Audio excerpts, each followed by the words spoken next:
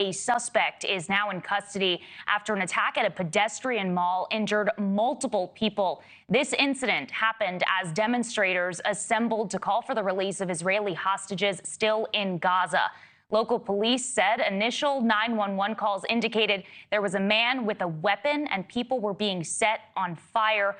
Witnesses said they saw the same. We have this brand new video just into our newsroom of what appears to be a suspect being taken into custody. You can see water on the ground that appears to have been poured on some of the people potentially set on fire in this incident. We know the FBI is on the scene. They are now investigating this as a targeted terror attack. Joining me to talk more about this tragic incident, we have national security expert Arif Halaby. Good evening to you. Thank you for joining us tonight. Good evening, Brooke. What a tragedy. A tragedy indeed. You have a law enforcement background. Walk us through what you believe happened here, how you saw all of this play out based on what we're seeing and hearing. Yeah, you'll notice that the perimeter is quite large, probably a half a dozen blocks or so. When you have a large perimeter, you can always bring it back in. You can always start to eliminate what you decide is not important area. And here's the reason. Whether it's his vehicle or a secondary vehicle or other folks involved, he arrived at this location somehow carrying this flammable liquid. Look, Molotov cocktails were not a way to burn down a building. In 1992, we had the riots, the Rodney King riots in Los Angeles. And me and my partner rolled up on these two guys that were trying to burn down a grocery store, of all things. They ran into the bushes. We ended up catching them and detaining both of them. The key part to this is you can't really burn down a brick building or stone building with Molotov cocktails. Very difficult to do. But the terror aspect, right? For a reason of terror, that's the reason this was used. If you notice, I believe they're saying his name is Mohammed Soleiman. Listen, I'm an American of Lebanese descent and a Los Angeles police officer, retired. This is very important to understand this. Most of the Arab Americans have nothing to do with this kind of craziness. Why this is important is to look at the left-leaning, the left-wing city of Boulder, Colorado. If you watch this video here on screen now, you'll see it pan to the left and a pride flag. I don't know if that's on a private building or a government building, but you'll see a pride flag. That's the reason that the police chief is afraid to come out, because the mayor is a left-leaning mayor.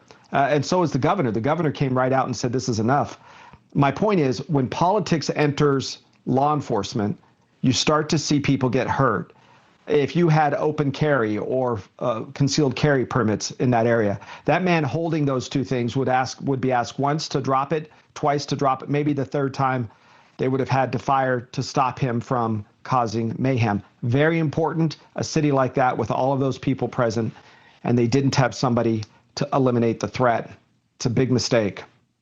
Well, I do want to ask you about that area. Law enforcement at this point has said that it is not safe yet. They mentioned that they, of course, have a very large perimeter that is still very much blocked down, and that they're looking at a car that could be potentially involved in this attack. What is it going to take to secure that area to, have people feel safe? When a lot of these types of terror attacks occur, the Fedayeen they call them, or others that are trying to be a shaheed, which is folks that want to end their own lives, they're suicide bombers, for lack of a better word. They know they're not coming back. Or if they do, they're going straight to jail. So leaving behind, whether it's their residence or their vehicle, there's always something left behind. Sometimes it's a note, it's a letter, sometimes it's a booby trap scenario. In order for them to allow people to go back to this area and to start shrinking that perimeter, they need to identify this car belongs to this person, no threat, you can remove the car. And they continue to walk down every neighborhood, look to see what vehicle belongs to which person. So if you're there and you have your vehicle stuck there, you might be there for 24 hours more until they really get down to the place where there's no risk. Somehow he arrived at the scene with flammable liquid.